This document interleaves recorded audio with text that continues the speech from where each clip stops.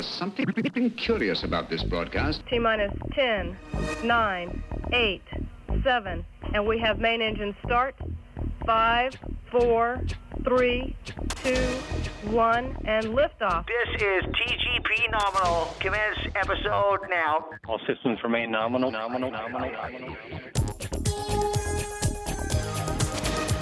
Hello everybody and welcome to TGP Nominal, your monthly look at all things science fact and science fiction. I'm Mark Taylor, your guide for your journey through the Podisphere, and usually we are joined by my co-host John Berger, who unfortunately can't make it for this episode.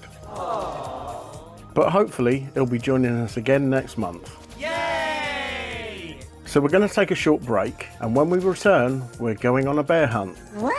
Well, not really. We're going on a field trip.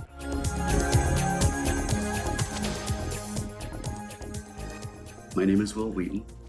I played Wesley Crusher on Star Trek The Next Generation. As a weird kid who was super bullied all the time, Star Trek gave me friends who didn't judge me. Star Trek spoke to all the things that I was aspiring to. I wanted to be the kindest person I could be. I wanted to be a helper. I wanted to go to the moon, and Star Trek was inspiring me. From time to time, I stop and really contemplate just how large our planet is. And then I think about the size of just our galactic neighborhood. If we just stay on planet Earth, we've never gotten out of our bed. We haven't even walked across the room. We've never seen what's outside. Where did we come from? The answers are all in space exploration. I had the incredible privilege of pretending to live in Starfleet. Have you ever wanted to really be part of Starfleet? The Planetary Society brings people like you, like me, together to share our passion and commitment to space exploration. If you want to make the Star Trek world that we all love that much closer to becoming a reality, the Planetary Society is a wonderful place to get started. We are the Planetary Society!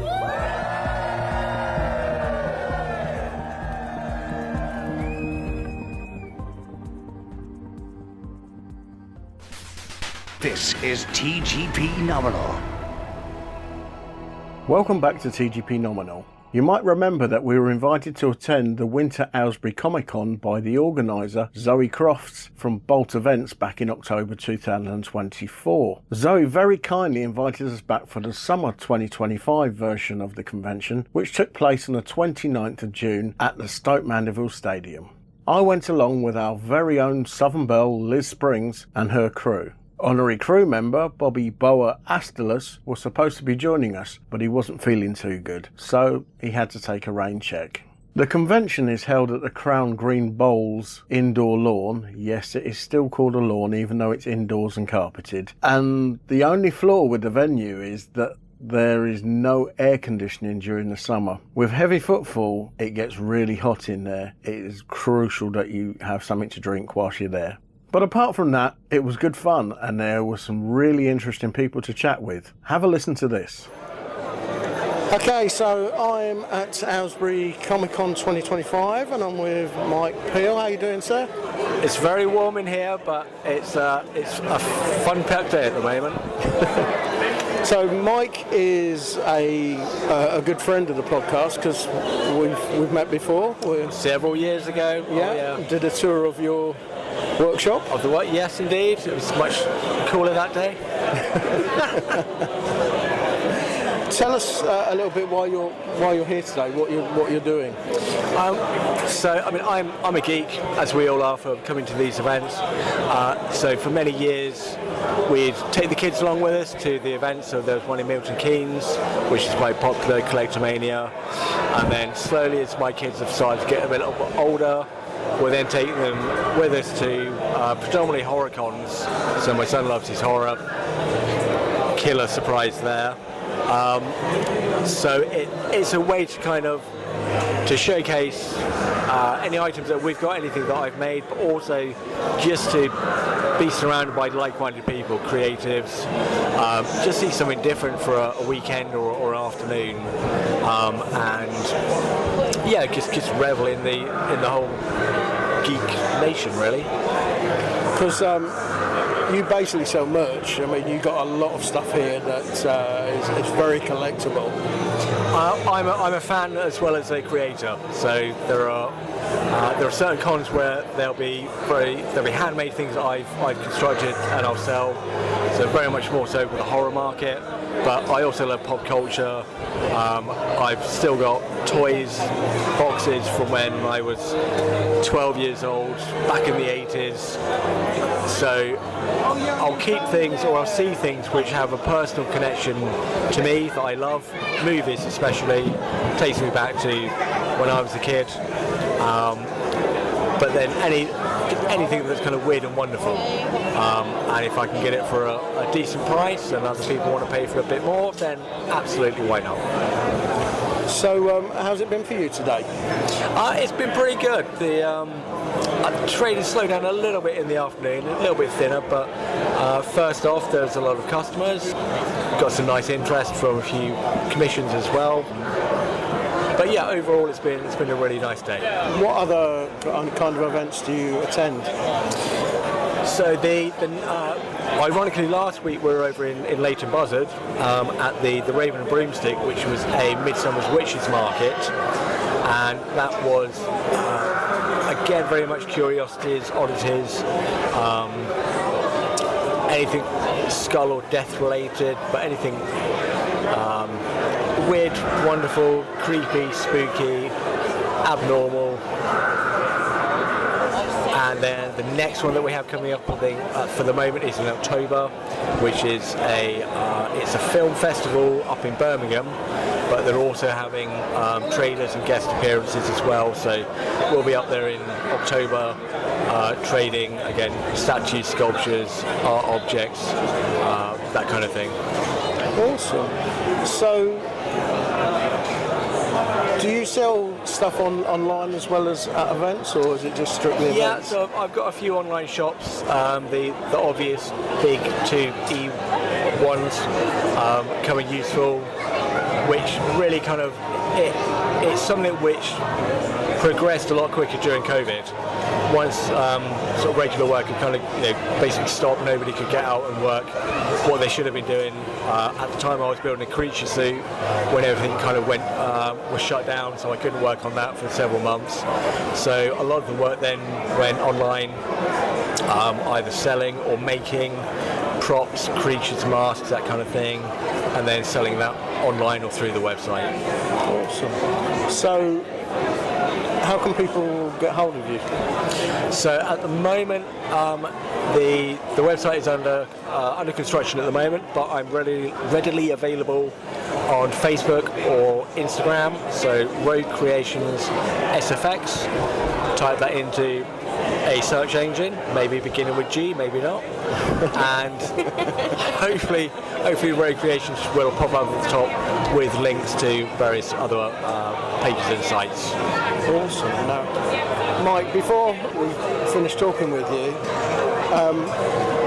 I'd like to, if you wouldn't mind, induct you as one of our honorary crew members. Oh, wow. I'd be absolutely honoured. Basically because of the love that you've given to the podcast over the years. No, that means a lot. So, glamorous assistant this. Ta-da! So we're presenting you with one of our mission patches. Patch, thank you very much. And if we can have a photograph of you with it, and we can put you on the wall. That would be fantastic. Thank you so much. Thank you. You're welcome. Mike, it's been a pleasure talking to you once again. And you as well, my friend. Thank you so much. Let's get some fresh air after this. Cheers. It's awesome to have Mike on board as an honorary crew member, and if you want to listen to the episode where he takes us on a tour of his movie special effects workshop, you can find it in the show notes. Next we caught up with author Dan Batchelor. Okay, so I'm back at Aylesbury Comic Con 2025 and I'm talking with Dan Batchelor. Now, Dan's an author. Can you tell me a little bit about your book? Yep, so it's called Jack Palmer, A New Order. So it's first person, it's through the eyes of Jack, aliens have contacted Earth, deeming humans ready to understand about life beyond our own star. And then, you slowly learn more about this species, and then it's a bit of a coming-of-age story as well. 'Cause obviously, there's a big twist in the middle, and Jack's got some tricky decisions to make, to decide, what path he goes down in the future of Earth. So, how long has it taken you to write the book? On and off, it's been about a 12-year project. Wow. So I'm a teacher now. I'm also dyslexic. So, started ages ago. And then as a concept, the concept was like the question, how would humans actually react to the news of aliens? And then, just been slowly chipping away at it. And then a year ago, got picked up by a publisher and, got published last week. Last week? Yeah, last week. Oh, wow. Congratulations. Thank you very much. So, how's the reception been for the book? Yeah, really good. It's been nice seeing a lot of the children I teach reading it, and you can sit on good reads. You can see the early reviews have been really good, lots of 5 and 4 star ratings. And then next week we got an online book tour, so there'll be more reviews coming out next week. But the early reception's been good. Wow. So is this the first event that you've done? Yeah, this is my first event. Yeah, it's been very hot, but it's been fun. It's been a nice day. But first Comic Con. And you were just about to say it's at the first of a trilogy. Yeah. So, has any of that been written yet? Or? Yeah, the second one's fully written, and the third one's about halfway there. Wow. So it's all next few years will be the plan to get the trilogy out there. So did you say it's taken 12 years to get it up and running? Yeah. Was there some of that like research and that kind of thing? Not necessarily. It's just that obviously life's busy, and I had an idea where I wanted to go to, and then basically just took a pause and then came back to it. Then obviously it's quite hard finding like literary agents and publishers. So to be fair, there was a lot of research on that side of things, and then like I say, a year ago is when it all started kicking off, really. Wow. So where did the inspiration first come from for this? Honestly, because it was so long ago, it's hard to remember. But I think something must have been in the news, like about Mars or something about another planet. And I think my mind literally just wandering off and thinking, I was like, that actually would be quite a good idea for a story. And then I just thought, why not try and write it? There wasn't some deep meaningful moment. It literally just sort of came to me, and just went with it basically. Well, the idea obviously stuck with you. Yeah. Now it's weird. Jack's been bugging the back of your brain. Yeah, exactly. I'm 34, so it's weird to think that it was almost over a third of my life. It's sort of been there, and it's only the last week where like people have actually been able to read it. So it's pretty cool. Yeah, it's been fun. So you say that you're dyslexic. Yeah. So it must have been at the start a bit of a struggle to it was. It was. But very lucky to have like supportive people around me, have helped me like with proofreading and that type of thing. So like my spelling's awful. Obviously in the book it's not, because it's been edited professionally. But that is a barrier. But it's been fine. Yeah, been very lucky. I asked because a couple of friends of mine have written books that have been written in a way for dyslexic people to make it easier for them to read. And I was just wondering if that was an issue for you. Well, to be honest, I probably do write in a way that is dyslexic friendly, but it's a young adult book, so it is like for all ages. Like I say, I'm a teacher, so some of the more advanced children in my class, because I teach year 4, have been reading it, really enjoying it. Then the year 6s are enjoying it, the adults are enjoying it. So it's not like it is meant to be an easy read. It's meant to be like funny and fun. It's not like a slog to get through. It's got like it's 220 pages, so it's not like a lot of the reviewers have done it in 1 and 2 sittings. Good choice of year group. Year 4s are my favourite to work. Yeah, they've been fun. So If somebody wanted to get hold of the book, is it available in mainstream shops? Yeah, all mainstream shops, Waterstones, Amazon, WH Smith's, everywhere basically. So Great. That's brilliant.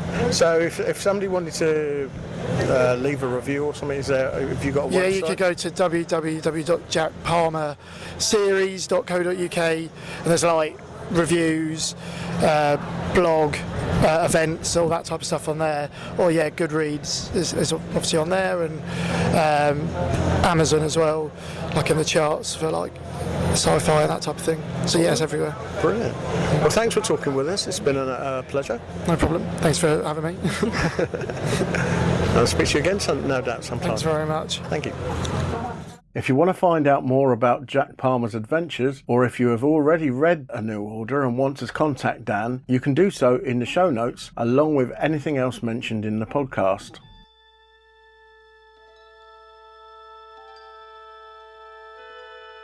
Space, the final frontier. These are the voyages of Tgp Nominal and its infinite mission to explore space, science, and technology news, to explore the world of sci-fi, comic-cons, and gaming, to boldly go where no podcast has gone before.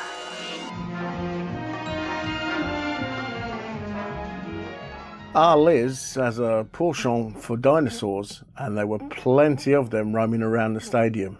She then noticed that there was one that you could ride on, but she thought it was only for children, until Rob, the owner of Dinos to Hire, overheard her and said, "Did you want to ride it?" And like a big kid, she cried out, "Yeah!" and asked me to take her photo on the dinosaur. After she dismounted her steed, we chatted with Rob about Dinos to Hire. The company itself has been running for 4 years, and in the time of 4 years we've won major awards for Best Entertainment Company every year. This year we've surpassed ourselves. We've won 4 awards for Dino to Hire, and I've actually won an award for myself of the Best British Small Company award, which is a nice honour. Yeah, definitely. So I'm quite happy with that. Awesome. So we're doing something right. So how did this come about? How did you get from dinosaurs are cool to this is going to be a living? I used to go to cosplay. I used to do a lot of cosplay, and we worked out that a lot of the vendors here, they're nothing without the people who turn up. Absolutely. So me and a friend of mine turned around and went, "Do you know what? Let's see if we can make any money out of it." So we started off doing heroes, but we weren't going to be just someone who gets a cosplay from Argos. It was going to be, let's get the best. Yeah. Because if people are going to want to buy it or hire you, they're going to want the best. They're going to want to make it look like, and that's how we started. And then all of a sudden, I see this dinosaur costume, and I went, "We've got to get it. We've got to get one." It was a lot of humming and ahhing, but we went out and got it, and it was horrible. It was one of the worst costumes that I've ever tried on. It was very heavy. It was the same size as this one, 3 meters. It weighed 60 kilos. We could not get anyone to go in it. It was horrible to wear. Something like this today, you would not be able to wear it for more than 5 minutes at a time. Right. So I said, there's got to be a better way. I tracked down a company, and they were willing to make a costume with lighter material, like cloth, not the silicone version. And it just went from there, and it just snowballed and snowballed and snowballed. Then unfortunately, COVID hit, and it almost destroyed us. Yeah, just after COVID, my business partner said he didn't want to work with me no more. He don't think it's going in the right direction how he wanted to. So I said, okay, fair enough. And I took it all on my own and done whatever I need to do on my own. And I haven't looked back since. So I've gone from 1 dinosaur to 5 large dinosaurs with 9 baby dinosaurs. We go all over the country. We go Scotland, Wales, anywhere you ask. We do large, small events. We do celebrities. We do footballers. We do anything, you name it, we do it. We do birthday parties, marriages, funerals. We've just come back from filming The Great British Bake Off. I can't give you too much details on what it is, but we will be on the Christmas special and in episode 9 in September. All right. So who's next? I don't know. So what would you say is the strangest event you've... Strangest? Did you say funeral a second ago? Yeah. Yeah, why not? See, the thing is, you laugh.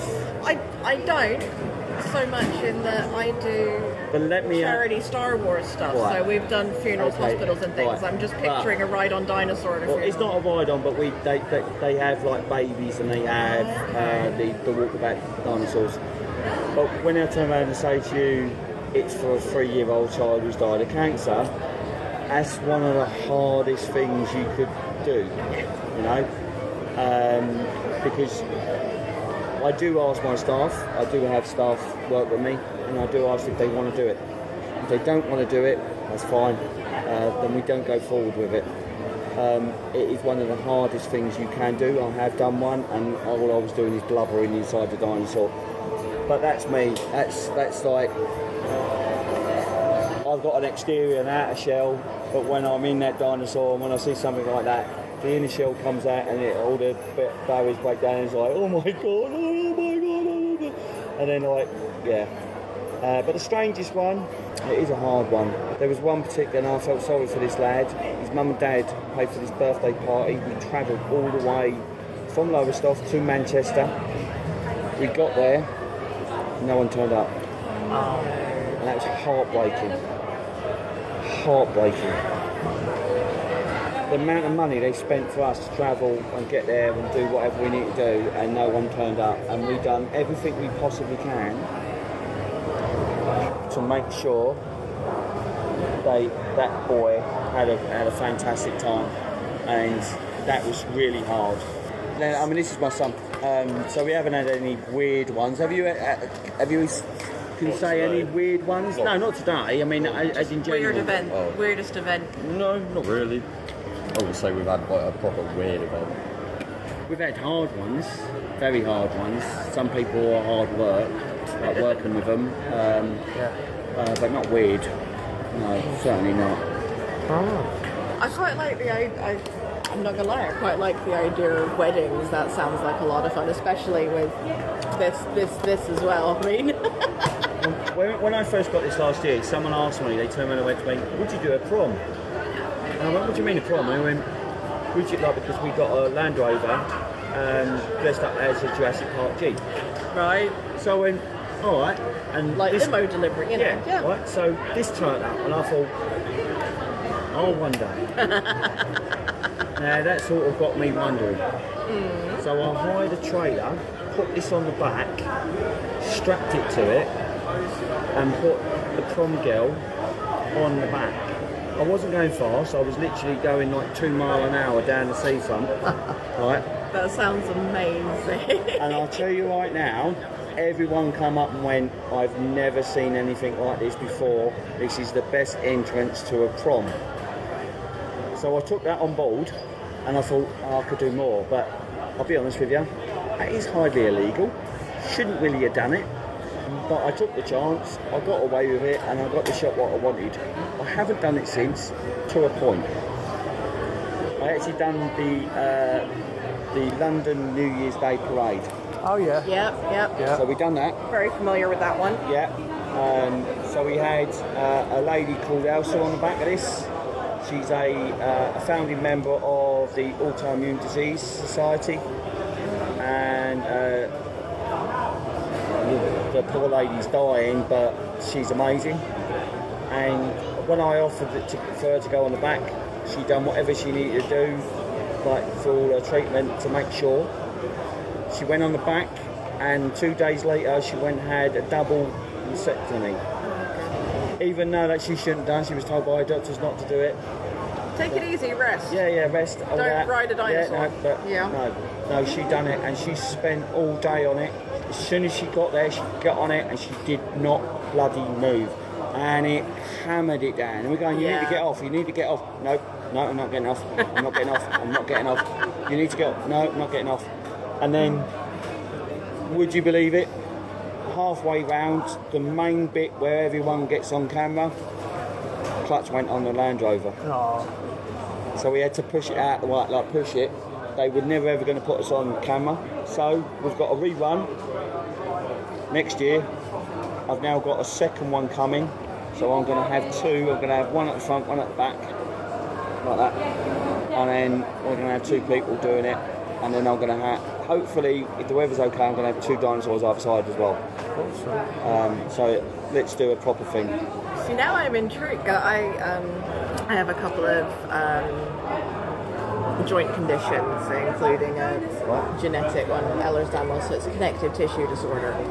And I've not done the parade for a few years now because I can't walk it anymore. It's too much for me. This is a whole new idea opened up. I was ride a dinosaur around the parade. Now that's a different story. So would you like to? I would love to.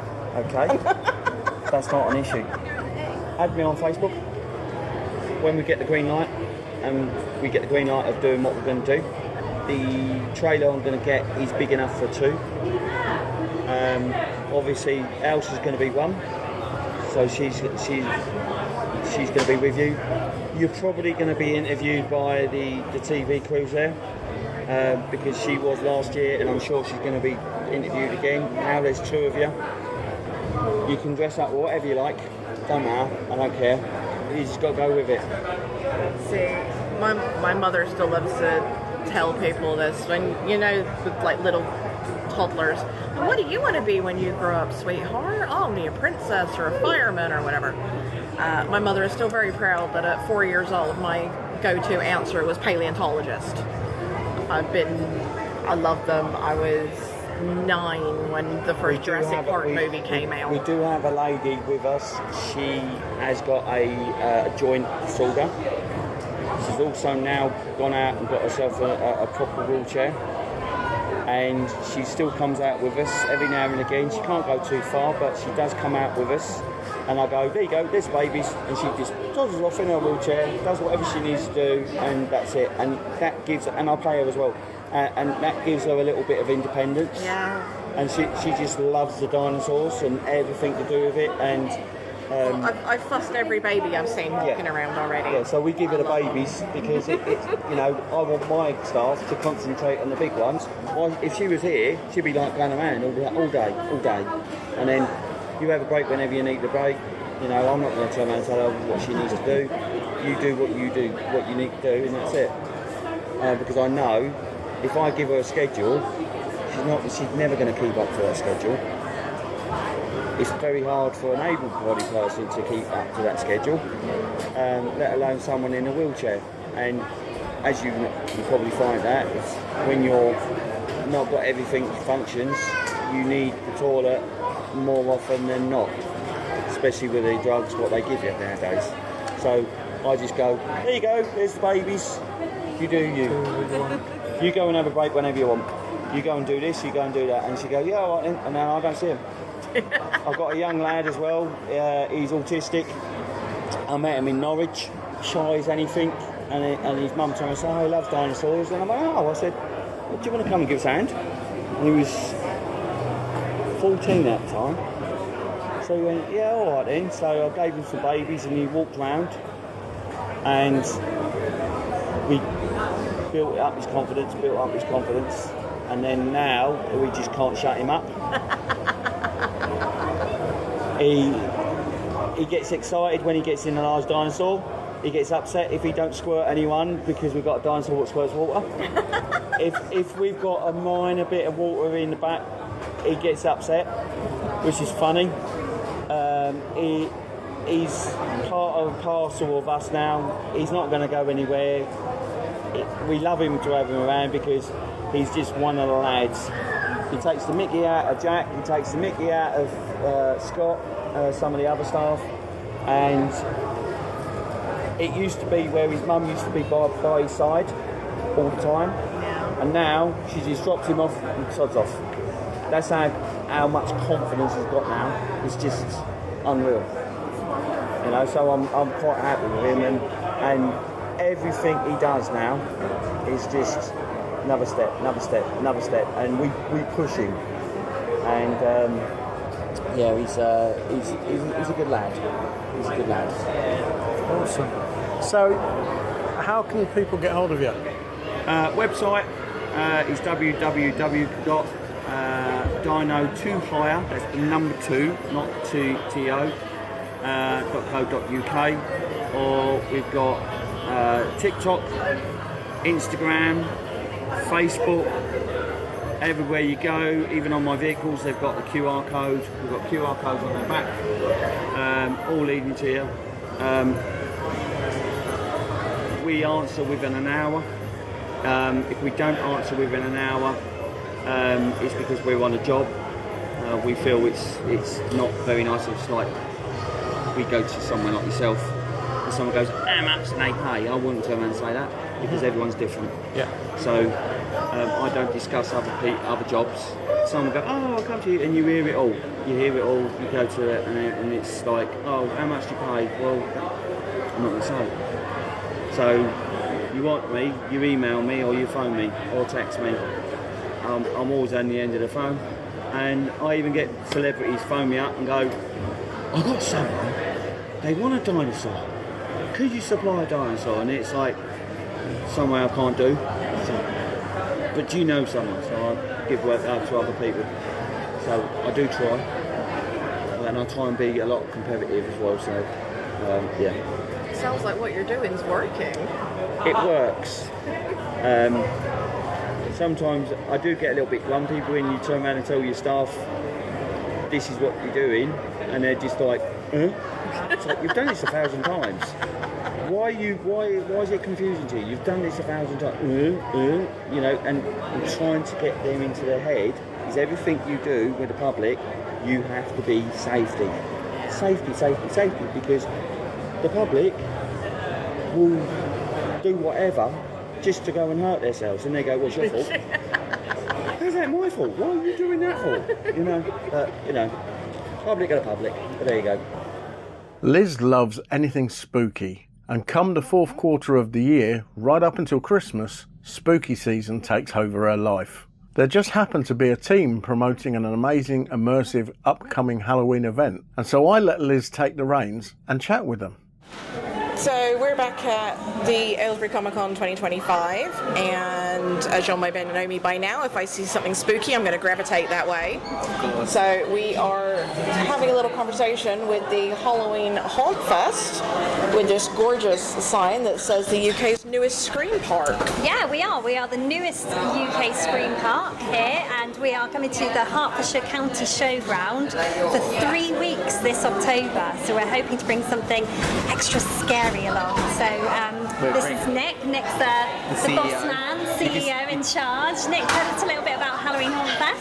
So Halloween Haunt Fest, so we're bringing the best of British with the best of American. We're working with the Texas Chainsaw Massacre. Yes, the real deal. We're working with the team. Outstanding. LA. It's awesome. Yeah. So we get to have meetings with them. We get to see some of the original props, and we're recreating some of the sets.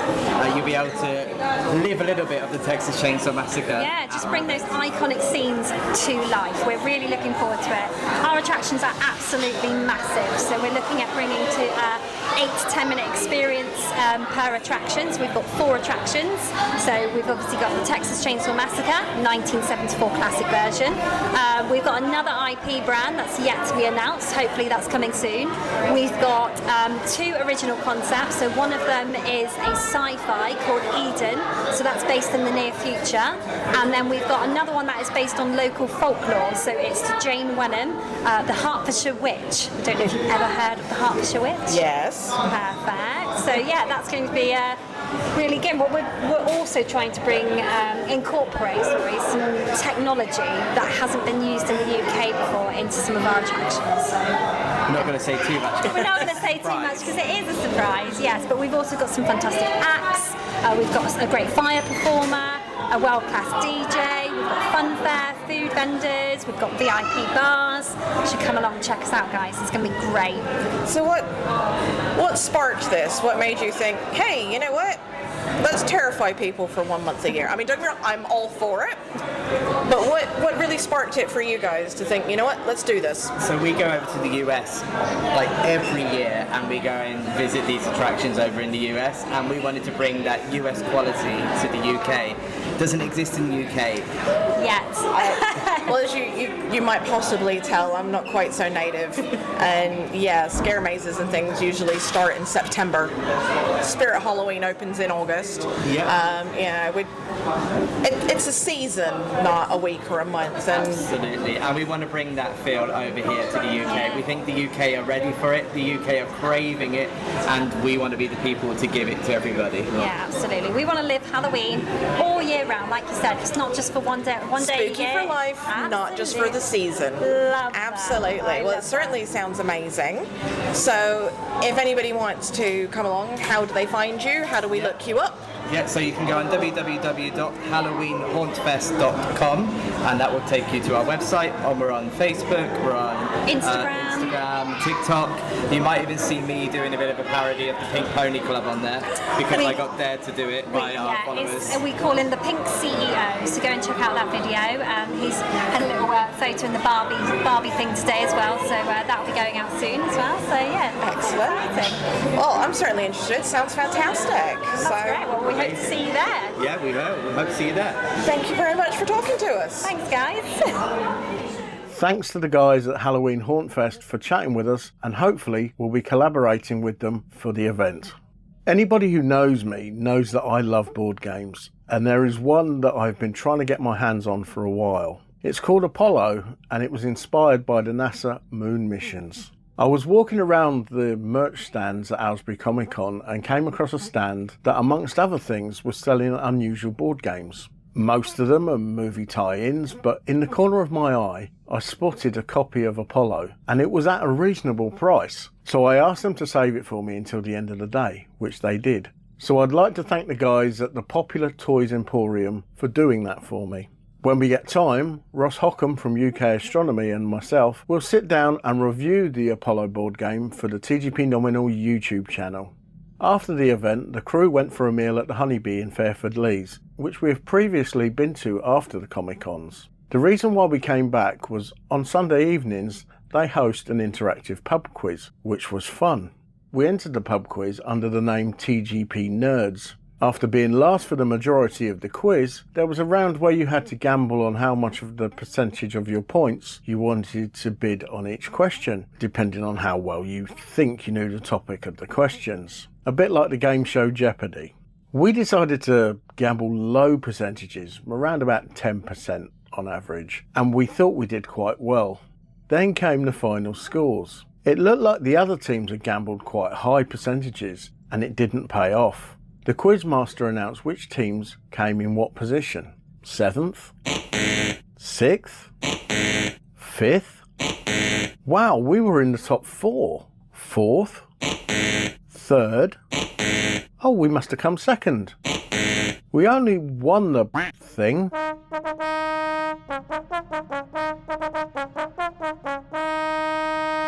Our prize, a £30 bar tab. Yay!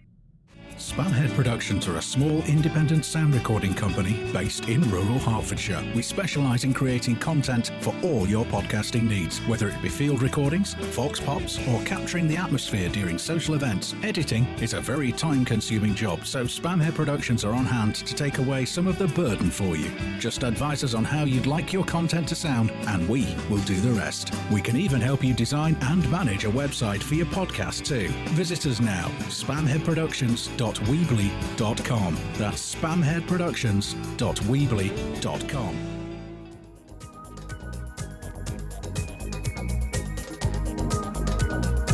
Well, that brings us to the end of another packed episode of TGP Nominal. I hope you enjoyed your time with us and you will join us again soon. I'd like to thank Zoe Crofts and her team from Bolt Events for their hospitality at Aylesbury Comic Con, Liz Springs and her crew for joining me for the Aylesbury Comic Con, and everyone we spoke to that day.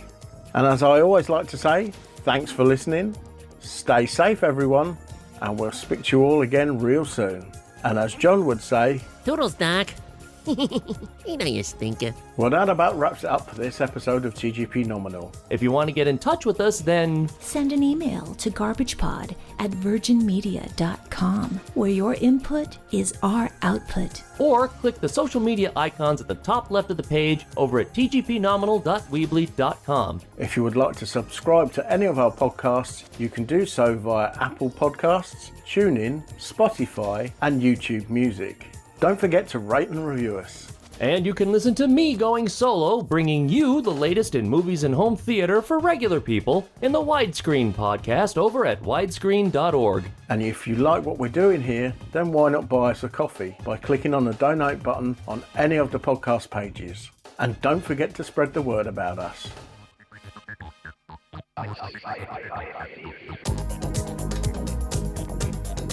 Station, this is Houston ACR. Thank you. That concludes the event.